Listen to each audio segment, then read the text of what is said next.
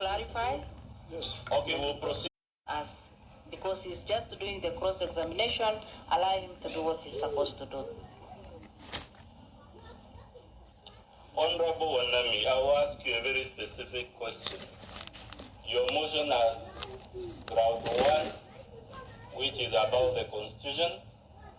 It has ground 2, which is about reasons to believe a crime has been committed.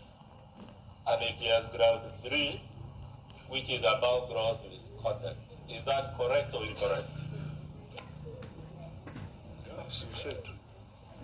Correct or incorrect, sir? Yes, you said. Good. Is there any allegation in your motion relating to the breach of the Fertilizer Act? Either in ground 1, or ground 2, or ground 3. Either it is there, or it is not there. Which will you take? I can refer to, can I be helped by my counsel, my legal counsel? I put it to you, sir. No, I'm talking to the chair. You're not the chair. Hold on. Relax, counsel. It's not about relaxing, it's about wasting time, Honorable Chair. The mover should be aware of the content of his own motion. Unless he doesn't know it, then... I've asked a question. I need the chair to make a determination on it, counsel. What's the problem with that? I think he can be helped if he needs to clarify. Yes. Okay, we'll proceed as your hands are checked. I think, Chair, the act is Act of Parliament, a subsidiary legislation that was made pursuant to the Constitution. Okay, so if there are gross violations of the Constitution, they would go even if Chair, can you?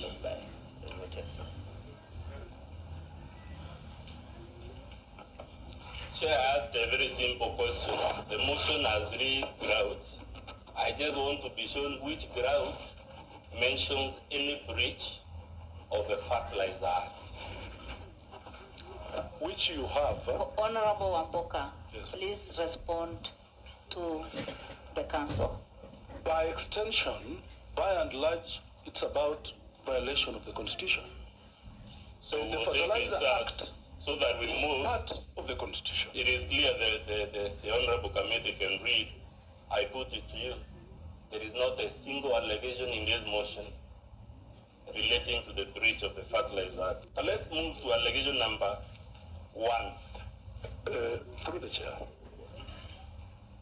It was my responsibility to connect the minister and the charges that we have put.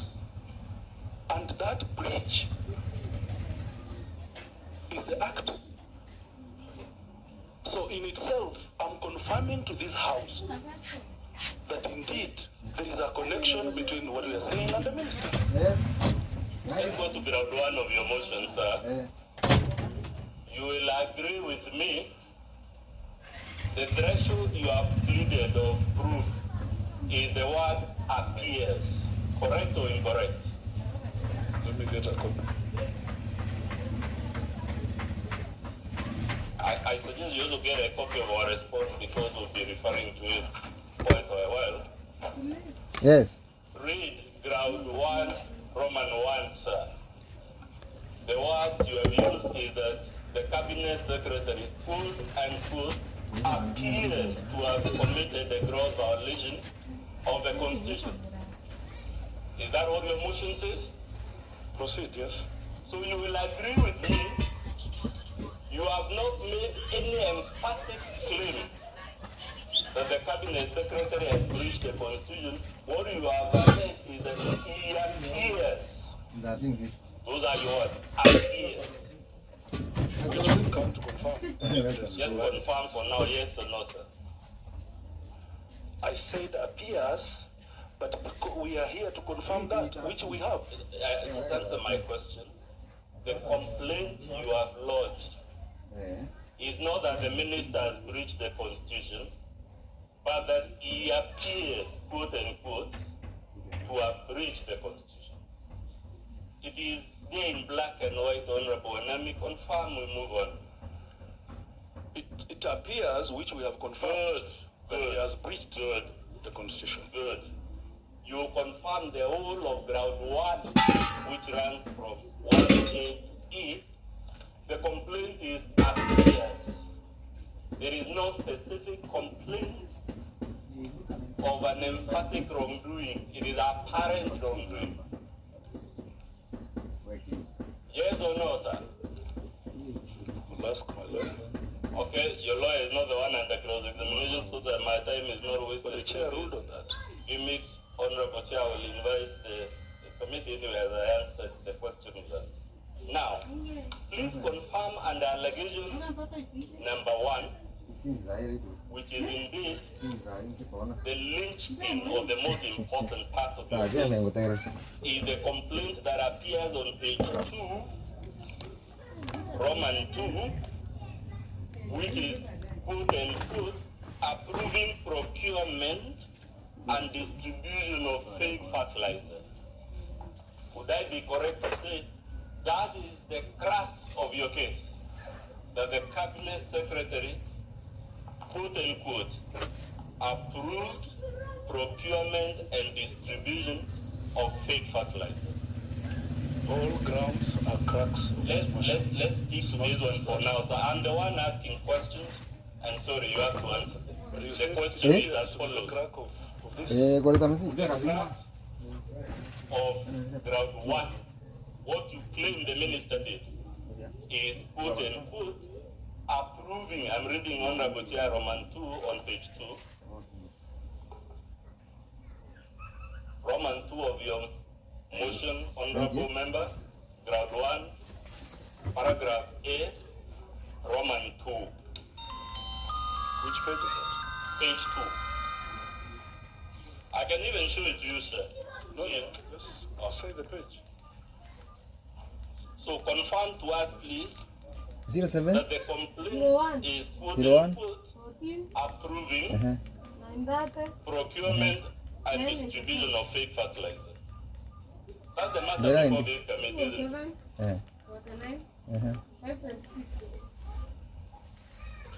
This is your motion, sir. Correct or incorrect? Proceed, yes. No, you have to answer. I can't just proceed. But I said yes. Good. Are you aware, sir, Sawa. that Reposa. procurement approval must be in writing? Either you're aware or you're unaware. You don't make respond. Yes, you have to respond. Are you aware, sir? Procurement is a process. That's not my question. Procurement is a process. My question, sir, You're is looking at the this. tail end. Please listen to the question well. Are you aware that all procurement approvals must be in writing?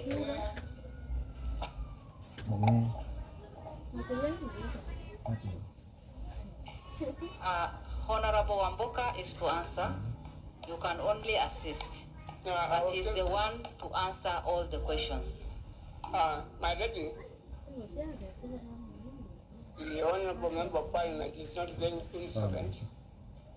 The questions are being answered inappropriate. There are questions that Madam Friend could raise in Minister of Finance. The issue is Honorable Chair, I usually tell people we can protect our clients and witnesses from many things. Can I answer? Yes, please answer.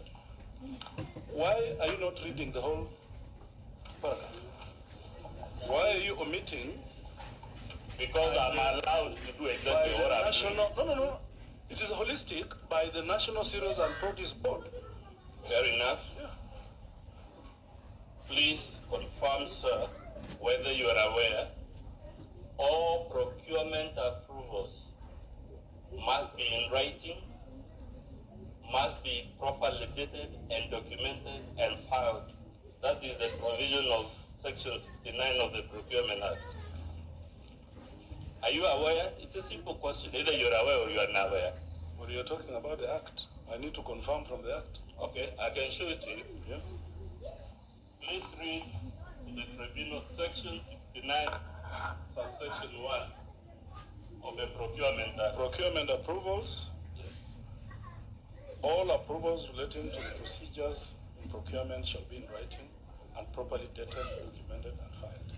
They must be in writing. But this is your laptop, so... That's okay. It is my laptop, but it's not my law. It is the law of Kenya. I don't know. So, sir, you have just read to us the law on procurement. It is that all procurement approvals, your accusation against the cabinet secretary is that they made some approval. We just seen that all such approvals as you allege must be in writing, must be dated, must be documented, and filed. My next question, sir. May I comment on that? No. You're not actually allowed. So listen to my next question. Have you placed before this committee any written approval by the cabinet secretary of a procurement decision to warrant the accusation that the cabinet secretary, quote unquote, approved procurement and distribution of fake fertilizer? Chair, procurement is a process. I didn't ask whether it's a process or an event. I asked a simple question. Have you placed before this committee? Procurement starts... Sir, you will not run away from this. Have you placed before this committee any approval in writing by the cabinet secretary within the meaning of section 69 that would warrant this accusation? I refuse to be intimidated. Chair, procurement is a process. It starts at a policy level. If we must define procurement... Just a minute, Honorable Omayo. The counsel to Linturi, is that his voice or it's a game to intimidate? Because he's shouting. Actually, feelings. I want to associate myself with those statements. And he cannot. Members, we are doing the cross-examination. And as he asks the questions, I think he can use any tone that he wants as long as he puts forward his question. But, counsel, your voice is intimidating. Can you be considerate? Or I can do it better than him. I can also do it. Can you please? I promise, Honorable Chair, if the witness answers the questions instead of engaging me in mind games, there will be no need for me to raise my voice or to use a harsh tone. And just to answer the legal question, yes, we are allowed by law to use the exact approach I'm using when you have the exact type of witness in the dock. But I promise I'll be a nice guy, but it has to be mutual. If he refuses to answer the questions or tries to duck them, then he has asked me to be harsh on him. Madam Chair, I have no problem answering questions. I have no problem absolutely. Just like the one he said, he read part of the statement and left out by National Cereals and Produce Board. Fair enough.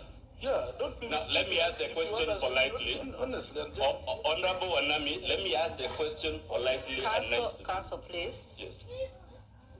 Let us respect this sitting. And Honorable Wamboka is not a learned fellow. And I'm not on trial. So as you ask your questions, please tone down your voice.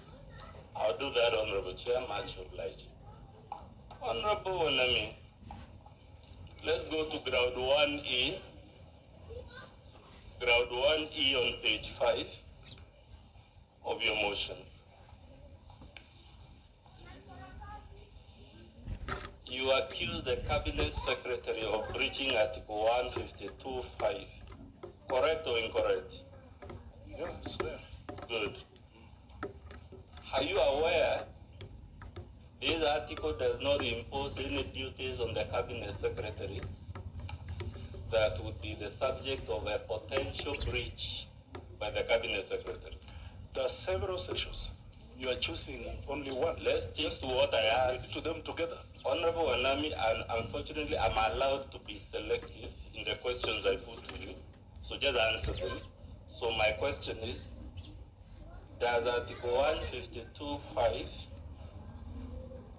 Chair, order. 6 Point of order, Chair. Honorable Yusuf. I think the time is not moving. I don't know why. And, Mischievous way. Secretary, please can you confirm on that? We have really gone. It is moving. It has started now. Honorable Wanami, Yeah. does Article 152 sub-Article 5, 6, 7, all the way to 10 as alleged in 1E at page 5 Yes. impose any duty on the Cabinet Secretary? Can read them and answer you. Either it does or it doesn't. I put it to you, sir, It does. that article has no bearing and is incapable of being breached, not just by Linturi, but indeed by any Cabinet Secretary.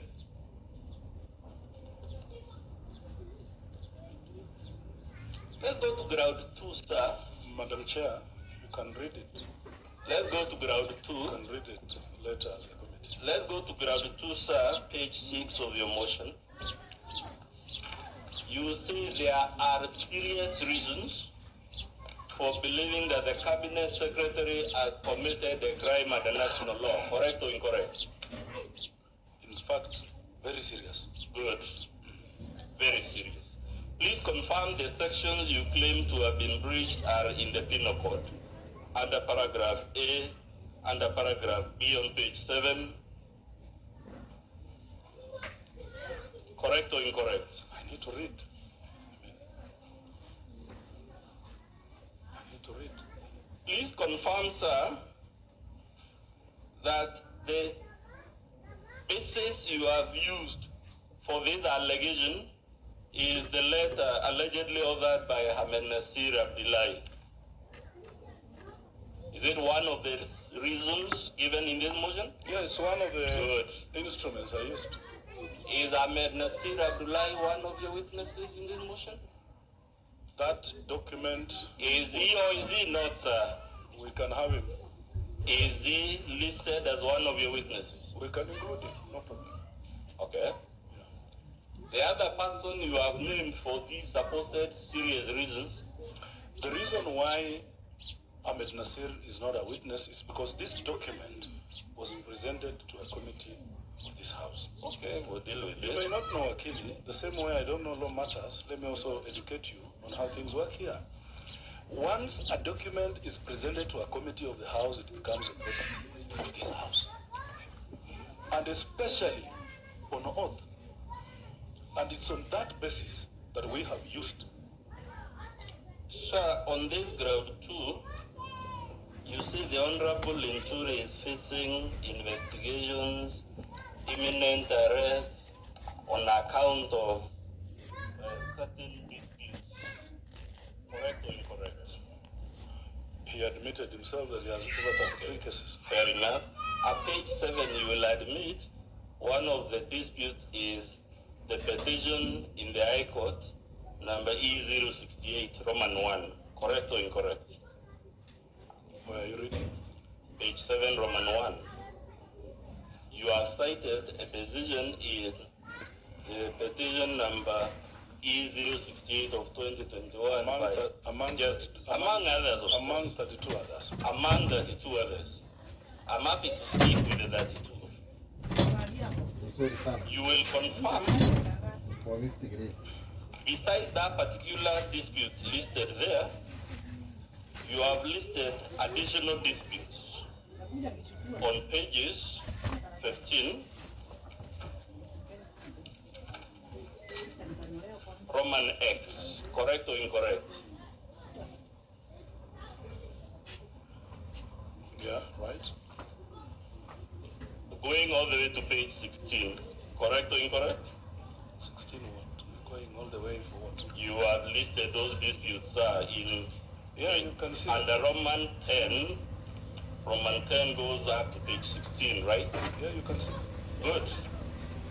And even Roman 11 is still about those disputes. Correct or incorrect? But I've told you that's what I've listed. So Cool. You will agree with me, sir. I want repetition sometimes. All these 33 cases are personal disputes between the Honorable Linturi and the Honorable Member for Aldai constituency. Either it is fact or it is not. How does a lie member come in court? Those are she is the party to all those 32 cases you have cited, sir. How does a lie member of parliament come Will in? you answer my question, Honorable Member, that all these 32 cases you have cited, the common denominator for all of them is that they are holding a dispute a personal dispute between the Honorable Linturi and the Honorable Member for Aldai constituency. It is not true. Okay. I'm happy with that answer because we can't to see whether it is true. Let's go to your last allegation against Linturi. Number 3 on page 8. Your complaint here is gross misconduct, contrary to the Public Officer, or rather to the Leadership and Integrity Act. Correct or incorrect? Yeah, very good. You will again confirm, sir, that the specific thing Linturi is alleged to have done is one, to have been in a spat with journalists. Correct or incorrect? As well. The only other thing he is alleged to have done is to order the closure of some factory. Correct or incorrect? Which he didn't have powers, and he doesn't. Good. Now let's come to the spat with journalists. Is any journalist coming to testify that there was a spat between them and the Honorable Linturi? They did to a committee of this house, which therefore becomes the record. Sir, you have a number of witnesses in your page 193. Have you listed a single journalist who can come and confirm to this committee that the Honorable Linturi was engaged in a spat with them? Madam Chair, we also want. Number 2, once any person appears before a committee of parliament, whatever they give to parliament is therefore the property of the house and can be used. You will agree, sir, again, the material you cite But for... even you were killing yourself, you saw. No, I didn't see, unfortunately. But let's go to the matter at hand, page 8. Madam Chair, I'm sure you saw. I'm asking my questions, Honorable Member. Page 8 of your motion, allegation number 3. A. You cite there as the basis for this complaint a press statement issued by Ms. Faith Odhiambo, President of the Law Society of Kenya. Correct or incorrect? Correct. Is Ms. Faith Odhiambo, President of the Law Society, a journalist? Because you know, it's your learned You answer me. Is she a journalist? She's your learned friend.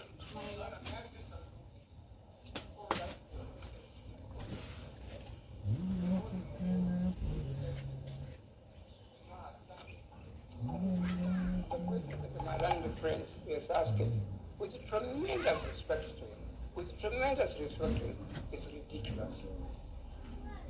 Honorable Chair, I'm not the one who wrote this motion. This is the witness's motion.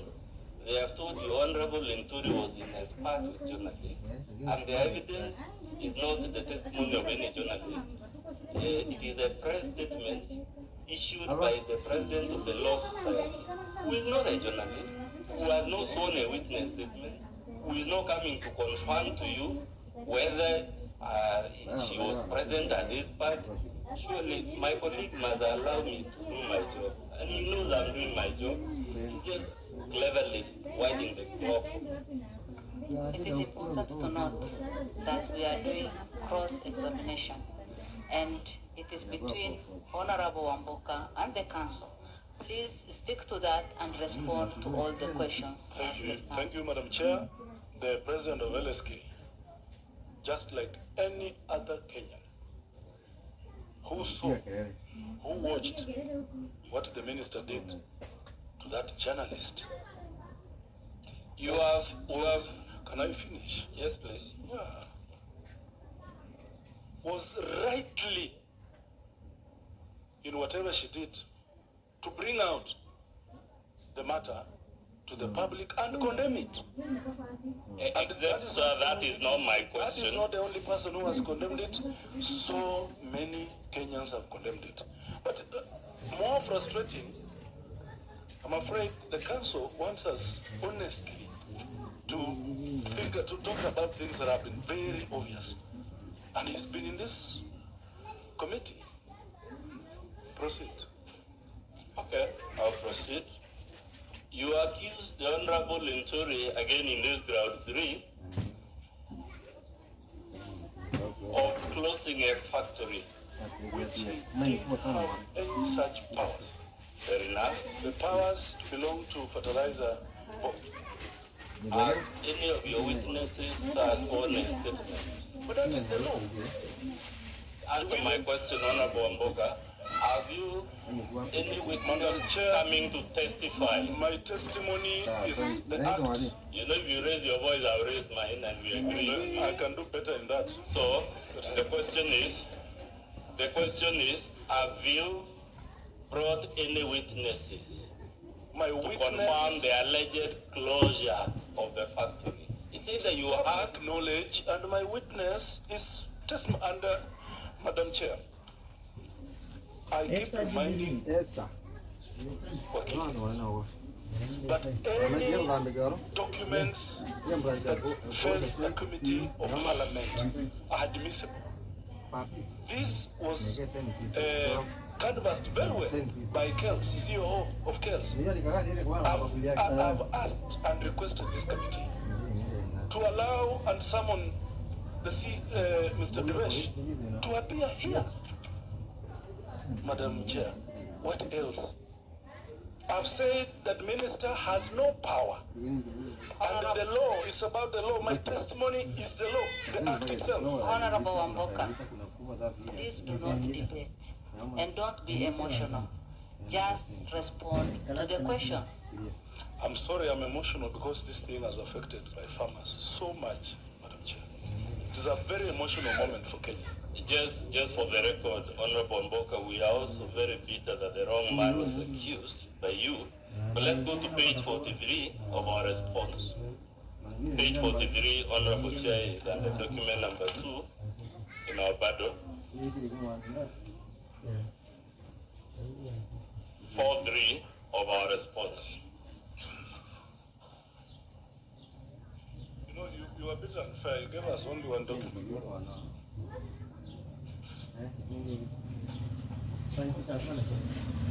We can give you an extra one.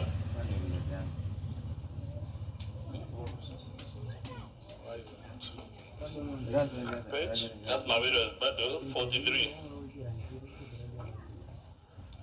You will agree, sir, that on that page is a charge sheet referred against some people. Correct or incorrect? Wrongly, yes. Okay. You must agree these are the people who have been charged with the offenses relating to the matter before us. That does not stop this committee. Fair enough. I agree. Let me finish. Okay. No, you don't Please finish. allow- But you can't ask them. It is me who asks questions, But sir. I don't answer. You answer them the way I ask, not the way you want. So Can I answer? let me ask you the question. Is Linturi one of the accused persons on that charge sheet? He should be. Is he? He should be because the Constitution vests I think the point is the made mandate. here. Yes, yeah. Let's go to page 49 of the same battle. Chair, Honorable Wamboka, please. Chair. Just that because Linturi has not been charged does not mean he cannot be charged tomorrow. tomorrow.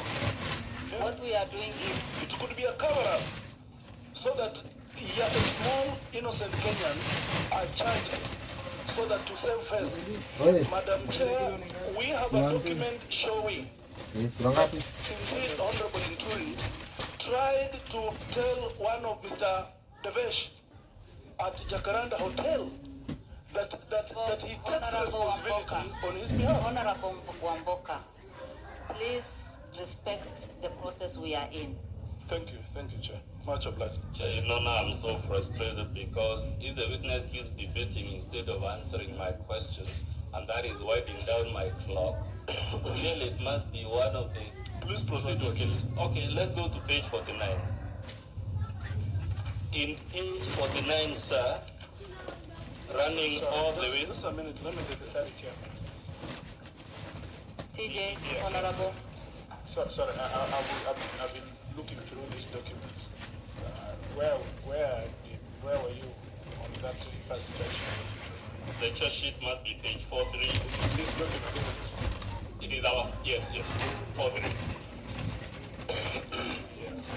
Yes, Sir, between page 49 and 64, you will agree we have there the approved organizational structure of the National Cereals and Produce Board. 49 and 62.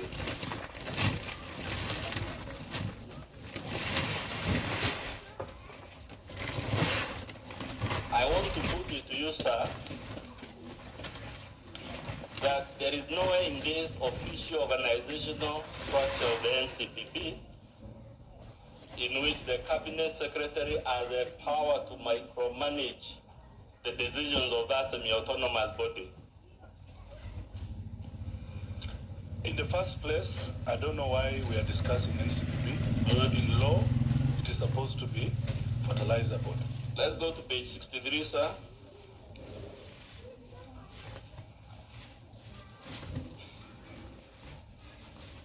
And I want you to hold 63 together with 64. Honorable Wamboka, this is the tender advert for the fertilizer in question, the one that has kept us all this busy. Is there anywhere in this tender advert you see a requisition for fake fertilizer? We are here because of fake fertilizer. Fair, but the question is there anywhere on that tender advert you see a request for fake fertilizer? I have not said anywhere Good. that the minister or the government requested for fake fertilizer. They requested for proper fertilizer, but then fraudsters decided to bring fake fertilizers. Are you trying to run away from your own motion because it is not once, twice, or thrice, 10 times? The accusation you have used, which we read earlier on, is quote and say that the honorable country is acting in his role as the cabinet secretary for the Ministry of Agriculture and Livestock Development, quote, approving procurement and distribution of fertilizer. Now, can you chill? By the NCPB. Okay, can you chill and I answer? Because initially you had mischievously omitted by NCPB. Okay. Procurement is a process, Mr. Wakili. Procurement is a process. You have to look, it starts at a policy level. Let's go to page 64, Honorable Anami. Who is in charge of policy? Just a minute, Honorable Wamboka. Once again, you are using terms that are not known to some of us. You are saying to chill, and that is not known to us. I'm sorry. I can orient you on that, Chair. I don't want to be oriented. Let's go to page. Chair, I'm sorry. Let's go to page 64. But I'm sure, Wakili, do you understand chilling?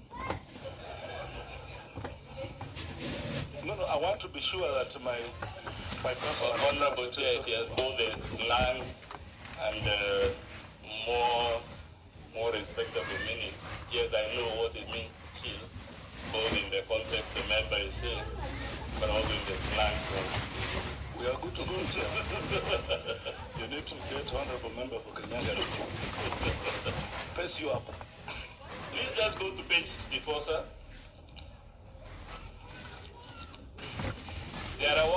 highlighted there at the middle of the letter. Can you read them to the tribunal, or rather to the Honorable Committee? Kindly note that the specifications published in the tender document was indicative.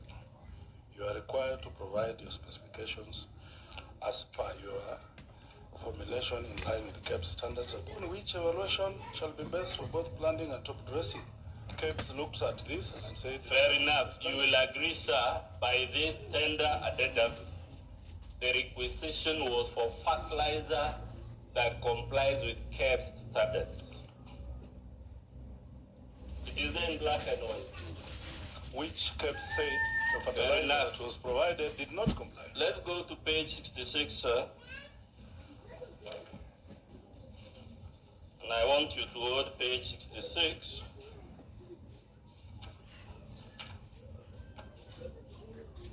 Together with page 94, because it's part of the same document. The Honorable Wanami, that decision is a decision that says, Just a minute, page 66 of our Bado, Honorable Chair. Page 66. and 90 together. You hold 66 together with 94. Go up next.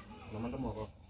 This is a decision, Honorable Wanami, by the Public Procurement Administrative Review Board that says who can and cannot be involved with matters to do with procurement. We'll of course submit on it when we get there, but for now, can you read the highlighted words for the Honorable Committee at page 94? The board therefore accepts the applicant's submission that the commissioners or any other officer or employee of the Teachers Service Commission. How is this relevant here? Please read. That's all you asked to do for now. Madam Chair, I thought you ruled that we only discuss things that are relevant here. So where is it is relevant, Honorable Chair, to our case, which we'll argue when we get there, that Cabinet Secretaries have no role No, but the of chair matters to do with procurement, and the accusation before you is that the Cabinet Secretary approved some procurement decisions. Honorable Wamboka has requested read, and the members will make their ruling. Okay. The board therefore accepts the applicant's submission that the commissioners or any other officer employee of the Teacher Service Commission was strangers to the procurement proceedings, and their decisions to terminate the award of the tender made in favor of the applicant was therefore unlawful.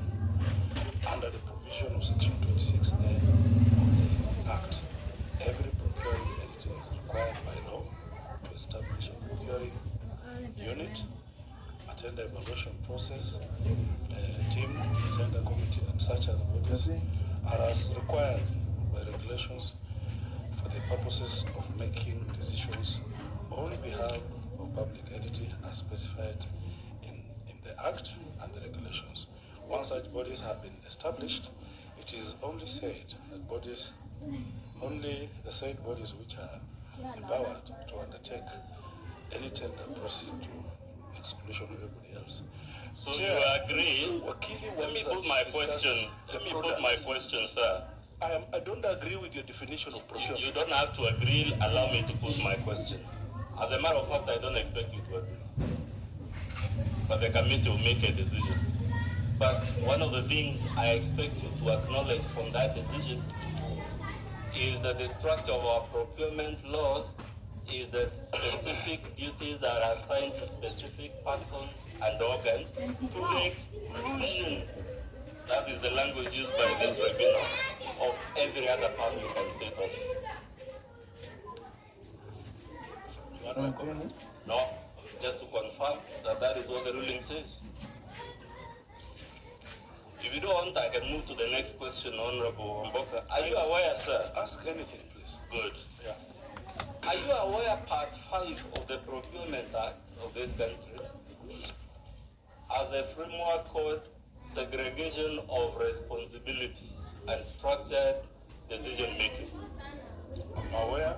After it is decided on Good, policy. you are aware. You are aware that part 5 of the Procurement Act assigns duties to various cadres of state and public offices.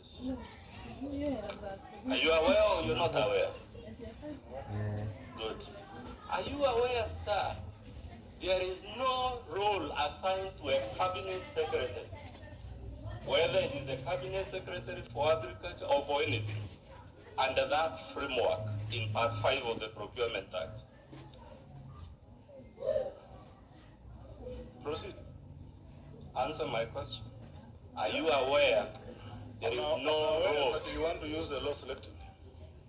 The committee will decide that, but are you aware there is no role in the procurement process of this country and the system of this country assigned to the cabinet? I said I'm aware. You are aware. Yeah. I'm saving your time. Good. Let's go to page 132 of our Bible. Honorable Chair, that's the famous decision from the Supreme Court.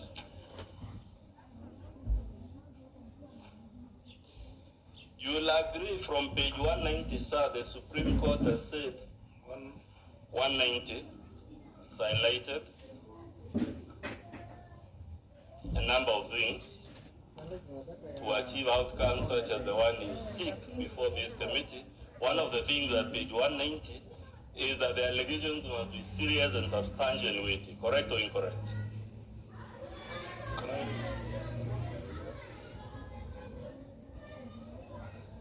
This man never did not go to law school, just never degree in law. And trust me, what the Supreme Court is saying is fair. Your Honor, I'm doing my job. Let my colleague allow me to do Law is common sense. my Your job. Honor. Law is common sense. In fact, you rise for higher society in law. If you acknowledge that law is common sense, it's not common sense, it's quite a sophisticated area, and you can't ask them a question that what You know that Your Honor, now that the cat is out of the bag, I can even skip it because I don't want my time eaten. Or it or eaten. Court and very sophisticated lawyers who have had many years of experience in law. They have received very good education, legal education. This man never went to law school at all. Senior counsel, that is true, but you are not here to defend him in such a way.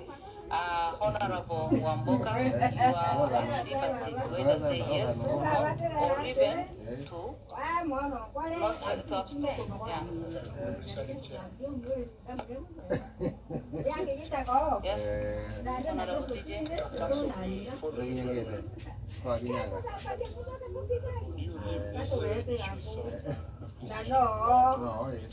I'm guided, my senior. I'm guided so that we don't take a lot of time.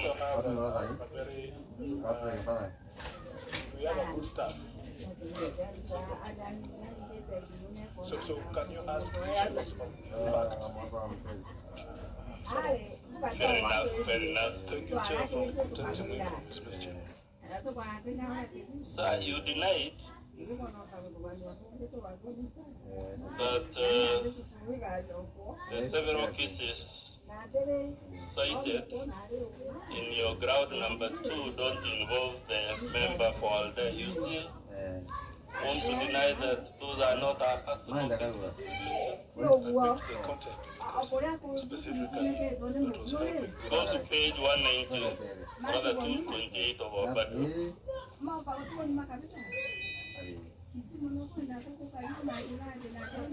228.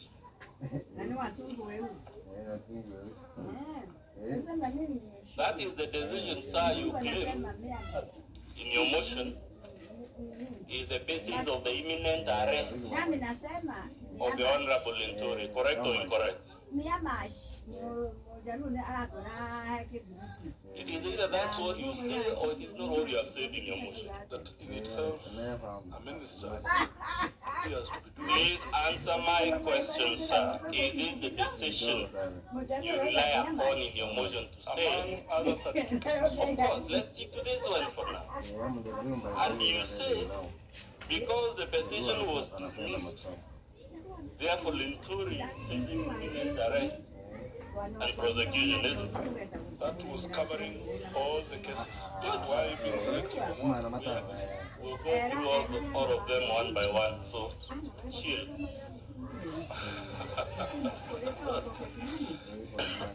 Let's go to page 251, paragraph 119 of that decision.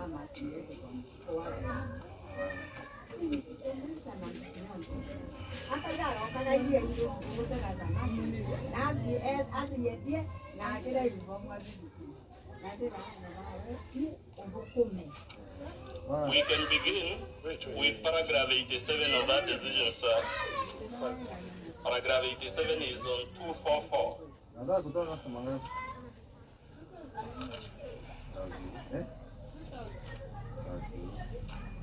Page 244. Can you see some highlighted ones in 244 in that decision, sir? Can I read for you?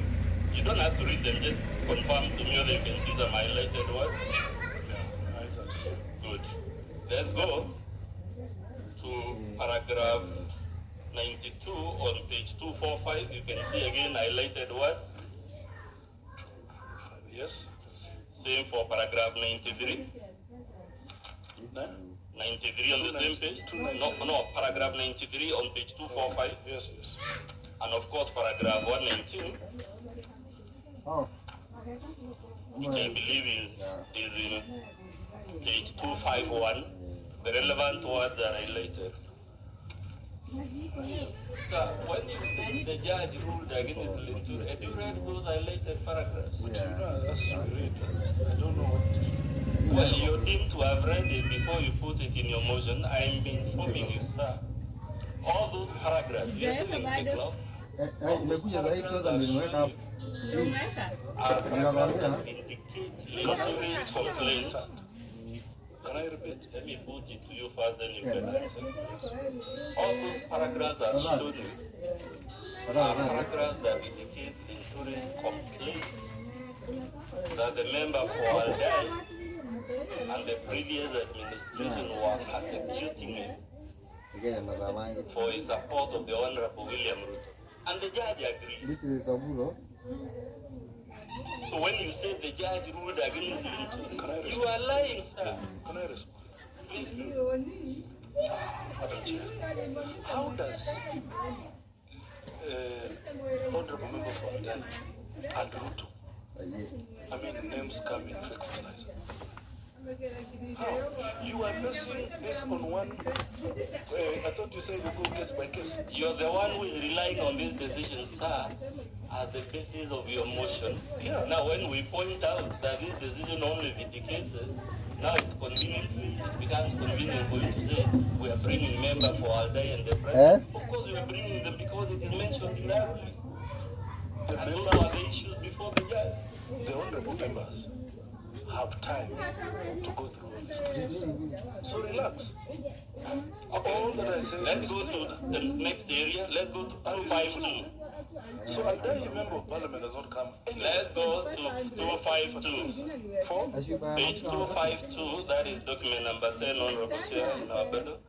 Honorable Omanyo, I think for now, that member is not here, we should not really drag her name in a fake fertilizer scam. Let us focus on the farmers' issues. Fake fertilizer is why we're here. I'm there, okay. George, do you want to say something? Perhaps if you indulge me, because George might be mentioning it, Chair. If the mover is happy to drop ground 2, I can't. then if he can't and it is based on issues to do with the member for Aldai, he can't eat his cake and have it. He cannot on one hand rely on 32 decisions involving the member for Aldai. That is evidence in support of his ground 2. When we mention it, we are told you can't drag the poor member because she What can't I mean go is to she's it. not here. Why are we discussing and she's not here? Because it's accusers being relied upon. Then we mention when she's here. We are most honorable Omanyo, please.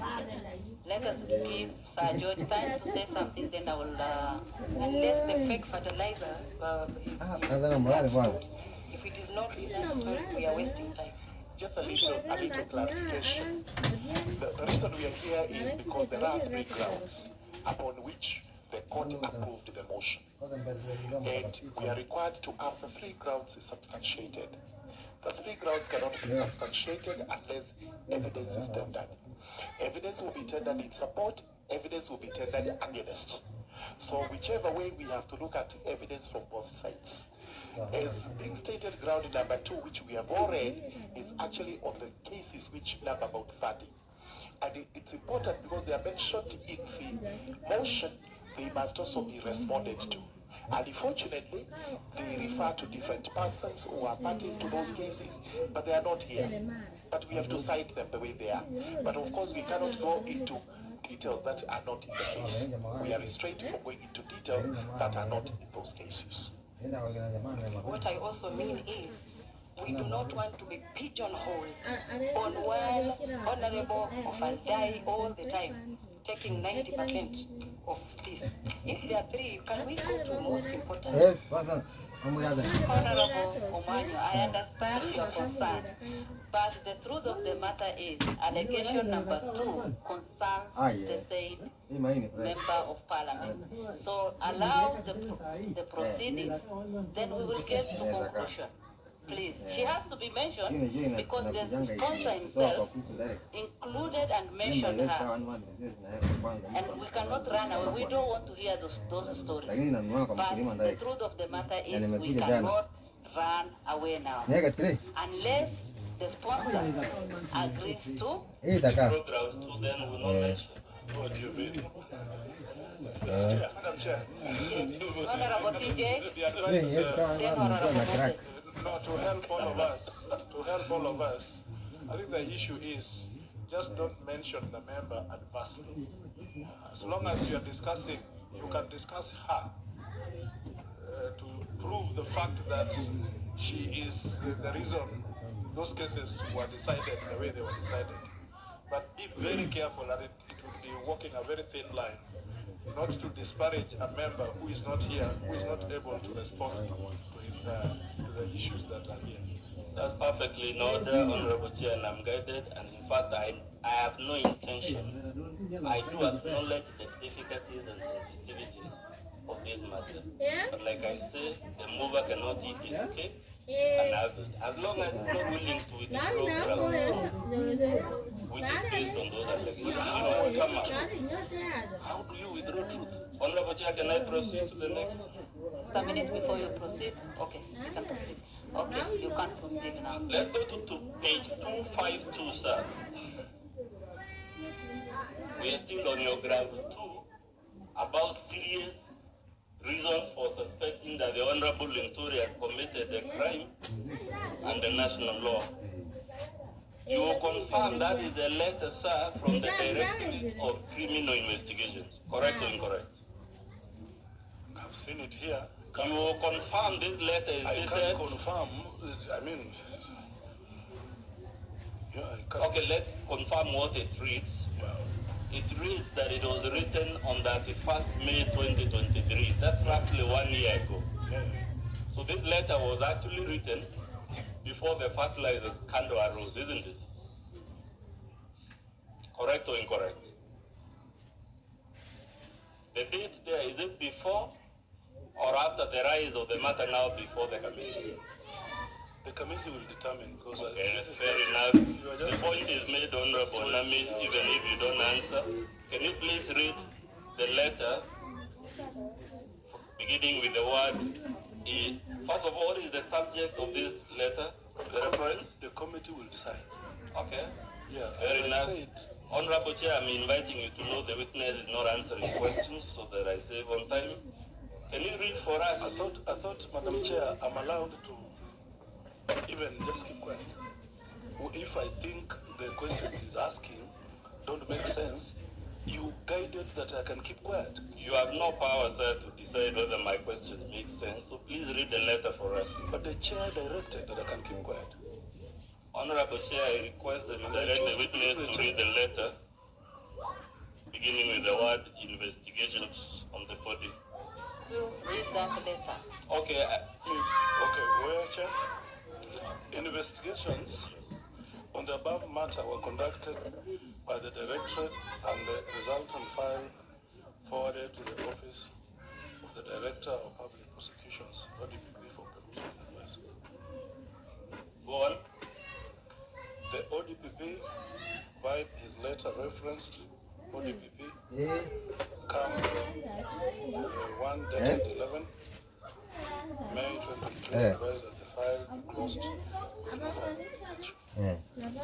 So the ODPP advised that this matter, the very matter you Yeah, want Honorable yeah, Linturi from office, was investigated, reviewed, and the file closed not yesterday, not last month, not 2 months ago, but 1 year ago on 11th.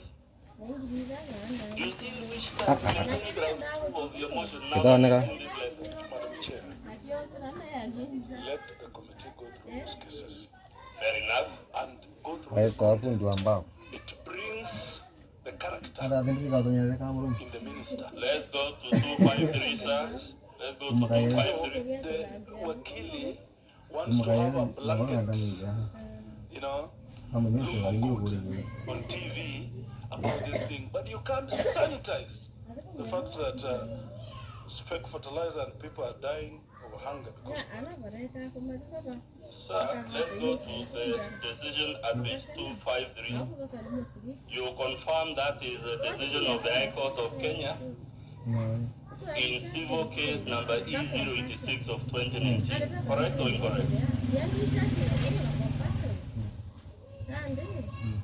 the High Court of Kenya, Republic of Kenya, court name, That's one of the cases, sir, cited in your motion. I now want you to read page 261, the part that is highlighted. Because that part was in favor of the Honorable Linturi. You confirm the court not only upheld on Linturi's claim, but it actually awarded him a sum of 21 million shillings and the other figures given there. True or untrue? Where do you want me to read? On page 261. Is it not true that the first defendant's counterclaim? Madam Chair, is this relevant? It is you, sir, who has brought the case to us. Yes, the content of this case brings out, it justifies. Why 33 cases? Why don't you have cases? So are you telling this committee, Honorable Wanami, if the High Court has ruled... I'll read. The first defendant's counterclaim is allowed on terms the judgment is entered, yes, for the first defendant against the plaintiff, second, third, fourth, jointly and severally for sum of 21 million with interest at the court rate from the day. And I'm telling you, that's actually a decision in favor of the Honorable Linturi. On the very same matter you want him removed from office, the High Court not only upheld his claim, but actually awarded him a whole 21 million shillings. Okay, let's go to the next decision, sir. Now, page 263. This is one again of the 32 cases. This is the Environment and Land Court case number E393 of 2021. Correct or incorrect? Madam Chair, I still insist that you have all these documents. The relevance of this to me. Please answer my question, sir. Okay, proceed. Order, Honorable Wamboka. You know what we are doing. We are doing the cross-examination. And what the council is doing is the right thing. Just respond to the questions, please. Proceed. In this ruling, did the judge not rule in favor of Honorable Linturi? I've not read it. Okay. Where should I read We will address it in submissions, but I'm putting it to you there. It's in black and white.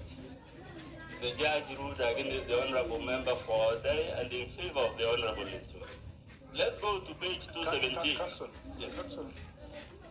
I follow the ruling you have just referred to. Yes. But I've been struggling to follow the ruling in the previous judgment. Okay. Because I see the plaintiff and the defendant company.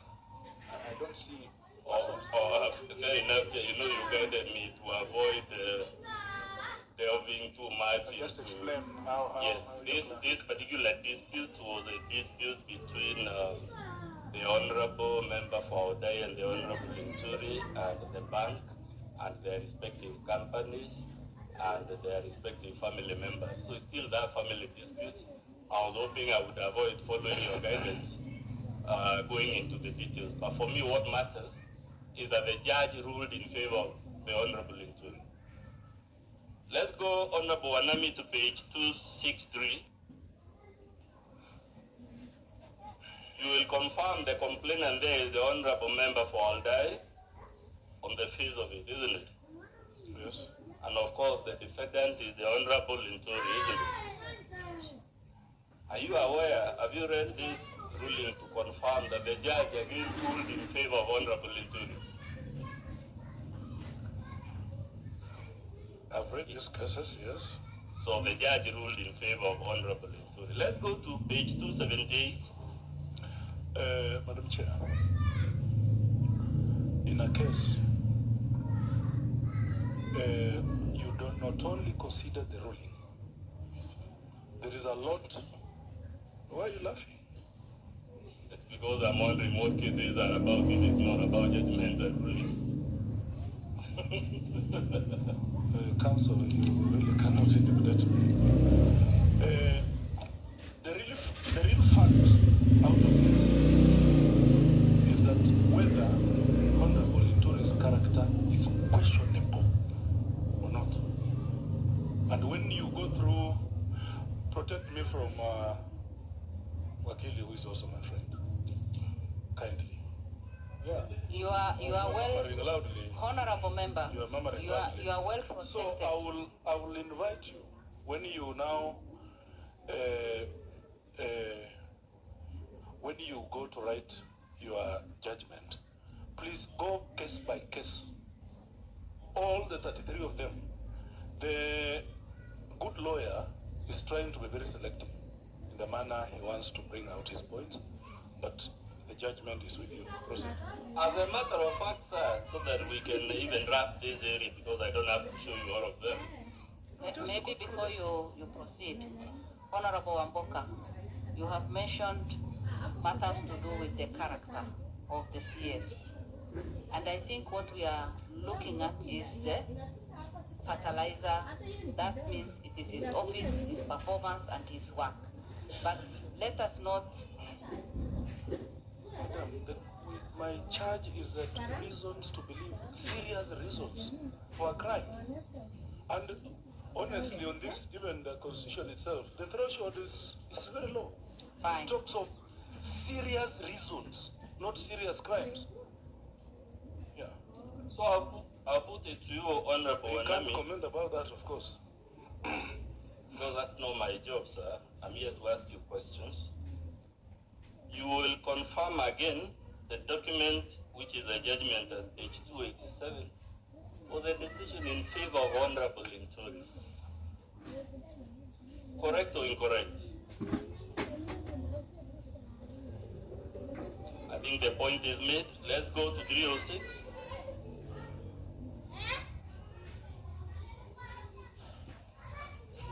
Are you at 306, the Honorable Wanami? Yes, I'm there. That is yet another High Court decision. We've just finished the Court of Appeal one in favor of Honorable Linturi on the matters you raised in ground 2. Correct or incorrect? This is now about 4 out of 5. As a matter of fact, out of the 33, do you have any that was ruled against Linturi? The committee has every evidence. Be concluding, please. I will take you, sir, to 361.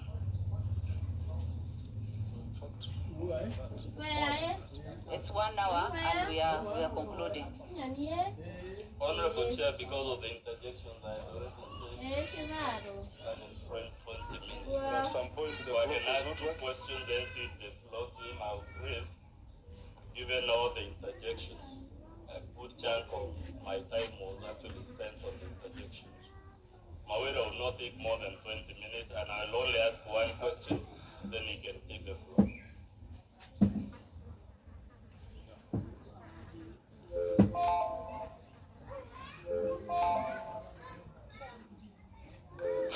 Dr. Rachel?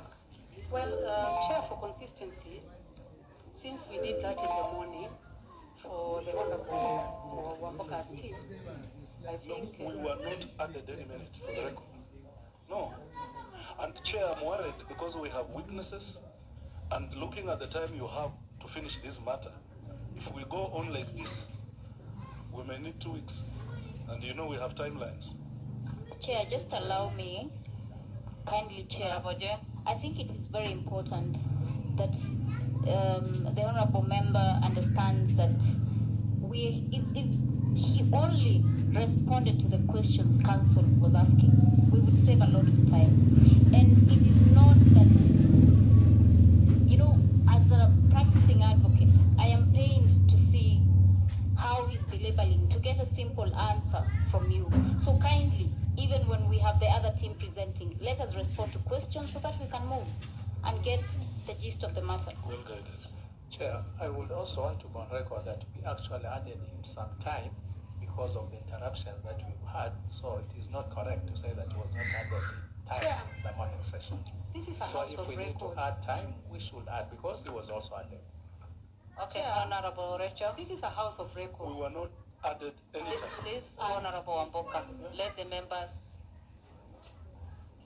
raise their concerns there. Yes, I just want to confirm that in the morning we added time to his team. And this can be confirmed. And for consistency, I think we need also to be kind to both parties. Just a few minutes. Cheers, 1 minute. You remember in the morning I kept saying, I have finished. When you reminded me about time, say I've finished. I'm just trying to buy time. You did not add any time to us. Honorable Wamboka, just give us some few minutes. Yeah, Chair, I think the issue of time is a critical issue. And you know, in our rules, we did set a timeline and we did set a timetable. We've already breached it, which was unfortunate because we needed to have deliberated as a committee and agreed whether we will be adding time. Now, we have opened up a Pandora's box. If we are going to start this process, then everybody can keep asking for additional time. The Honorable Wamboka will ask to cross-examine for another 30 minutes or whatever it is. So I don't know, we need to be careful because again we have the timelines. We have to finish some business today, we also have business for tomorrow, we have to have their closing submission. So I don't know whether the extension of time is really necessary. But at the same time, I also wouldn't want to deny an opportunity for any question that is important also to be asked so that we can also, appraise ourselves in what is really going on. Chair, I think it is also on record from your end that during when he was presenting, you actually said that we'll add him some time because of the interruptions. Because you were saying that the clock should be stopped, but you said, no, let it go on. We are taking note of that. We'll add you. And it's on record. Thank you, So Honorable Moses. Mr. Chairman, maybe for future, beginning with this one, when the council asks for a question, which requires just yes or no, but then the respondent says yes, but proceeds to do an explanation. Whose time is the respondent eating into? Thank you. Thank you. I think we can conclude on this. We have delayed because Honorable Wamboka, instead of just responding, has been debating in some cases. So because of that, we will add you not 20 minutes, but at least 15 minutes. So proceed. Much obliged. My last question to you, Honorable Wamboka, is you open page 367 of our bundle. Page 367.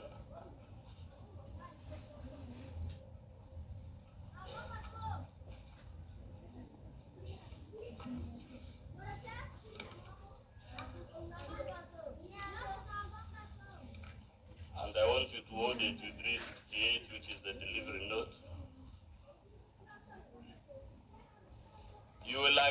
Honorable Wamboka that that's a letter dated 20th December 2023, correct or incorrect? Yes. It is a letter by the Honorable Linturi, correct or incorrect? Yes. This date of 20th December again is long before the scandal we are now dealing with, correct or incorrect? You don't have to agree, but we need to hear your answer. Not sure. Not sure, good. Now read for us this letter that Linturi wrote to the NCPP. It's enough if you read the parts that have been highlighted. What did the Honorable Linturi? There is therefore need to ascertain the quality and composition of fertilizers before delivery to ensure that farmers get the right fertilizer to suit their planting requirements and boost agricultural productivity. Ask the suppliers to confirm in writing the fertilizer chemical composition they will supply before delivery. You will agree based on this letter, sir, and it has a delivery note there, that contrary to your allegations, the Honorable Linturi actually went out of his way to advise the parastatal in question to ensure the fertilizer was of the correct chemical composition. Is that what the document says, or is it my imagination? Madam Chair, can I say something? Honorable Chair, I cede He the has floor asked to you the Mr. question. Mawira. He has asked you the question.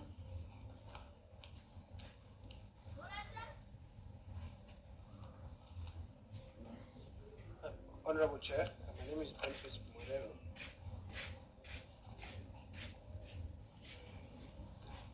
Honorable Amboka, you've talked about, you made heavy weather in your exam in chief about some letters that were signed by the PS and were copied to the cabinet secretary. And in your motion, I want to refer you to those letters. Turn to page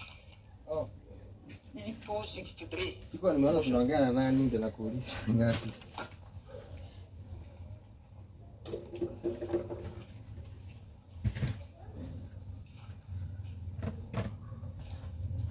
Are you there? Is that letter on page 263 of your motion that was signed by the PS, is it copied to the cabinet secretary? Yes or no? I said so. This is not copied. It is not copied. I said so. The letter on page 264. Is it even signed? Can we tell the person under whose hand his letter was issued? I responded in the morning and said there's a page you are lacking. So we cannot tell under whose hand this letter was issued, correct? Given time we can bring. At the moment, can we tell or not? I already talked about it in the morning. It's a yes/no question. Can we tell? No. On the face of this document, can we see who signed this letter? No.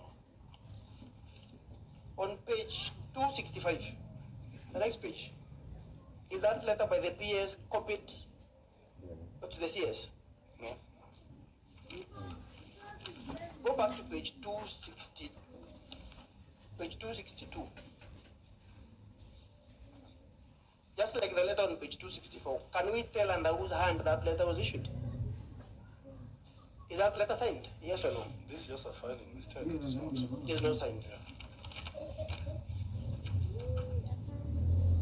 Come with me to page 267. Just like the other letters, is that letter signed? Can we tell under whose hand it was issued? Yes, it is signed. By who? It's a continuation. 267, the next one is continuous.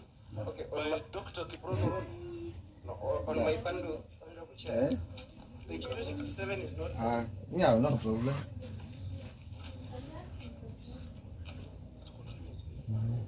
Okay. Honorable Chair, I think that was a filing mistake because on mine, you can see page 267 and page 268. Chair, just a minute.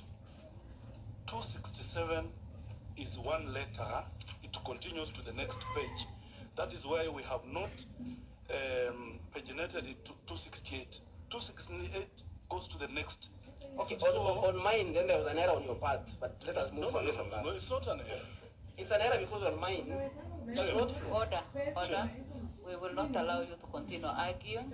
I can just confirm even my file does not have page 268. Can I explain to you, Chair, just briefly? 267, there is the next page is not paginated because it's one letter. 267 and the next page. So the next page therefore becomes 268. In my bundle, you did not have me that letter. Let it go on record. I did not have. In my bundle, the one that was having, that part is not there. Order? But we can move. We can move.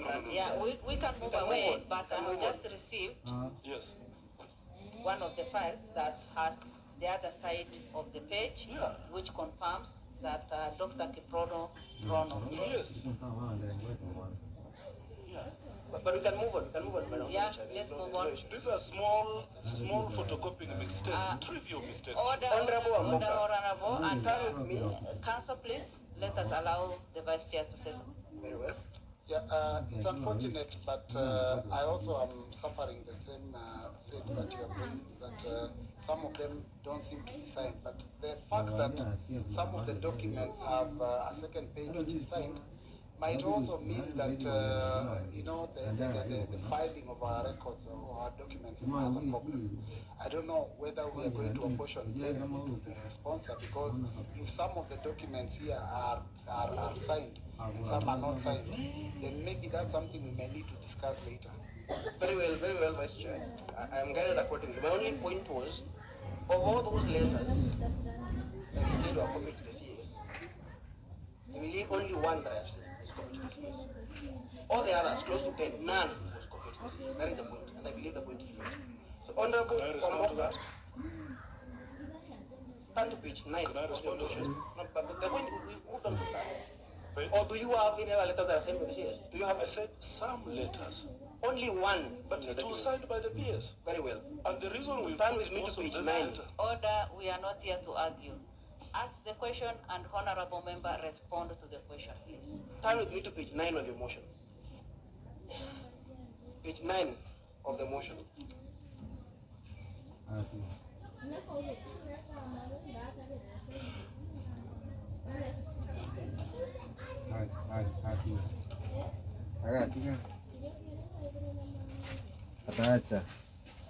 Page 9 of your, under the allegation 3C, the allegation is gross misconduct. And you accuse the CS. In fact, it is, I'm sorry, check this page 10. This page 10, where you accuse the CS of misleading the public by submitting false information to the Department of Commission on Agriculture. That what was distributed is GPC, that Omesius is soil condition and not fertilizer. So I want to try page 361 of our response of our affidavit.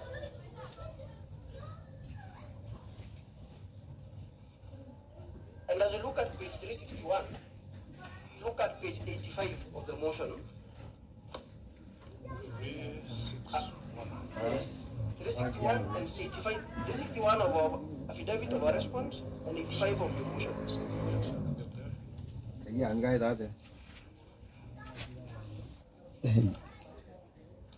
For purposes of time, Chair, you allow me to read what you've submitted in evidence as a submission by the CS to the Department Committee. Roman 3 on page 85. Yes, I can that the agree. product supplied by 51 Capital Limited was not sold as chemical fertilizer but as soil conditioner. This is the allegation, correct? Yeah, we still say. On page 85. This is the allegation. 554. Can I show you? 85, I'll get it. And it says on 18 to 90, 554. And 23, 84. 46. Roman, you will agree with me that your allegation is that the CS submitted to the departmental committee that what was applied by 51 Capital was not sold as chemical fertilizer but as soil conditioner. That is your allegation, correct? Yes. Now, turn to me Come with me to page 361. That is the agency agreement between NCPB, not the CS, Sawa Julius. NCPB, Mwambia. and 51 Capital African Diatomite Is this Industries. Are you there? Submitted to Point. the committee. Are submitted to the Department of Nine Commerce. five zero. This is the agency agreement. I'm talking about Thank what you. is submitted to the committee. Very well. Yeah. I want you to look at that agency agreement and show me Where have where I the word fertilizer is used. Where have I mentioned? 500. Yeah, be within Just context. turn to the agreement. But be within context. I said the parliamentary. Turn with me to page 362 of our response. Yeah. What products Samara. are being supplied? You see, you're answering your own, you are framing your own question. Just read out.